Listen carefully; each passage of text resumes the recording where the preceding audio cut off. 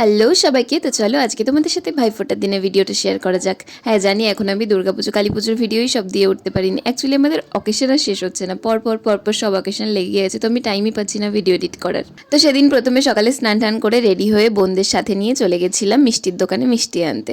আর তারপরে বাড়ি এসে শুরু হয়ে গেছিলো আমাদের ফোঁটা। তো প্রথমে বাবা বসে পড়েছিল, বাবাকে 3 পিসি প্রথমে ফোঁটা দিয়ে নিয়েছিল।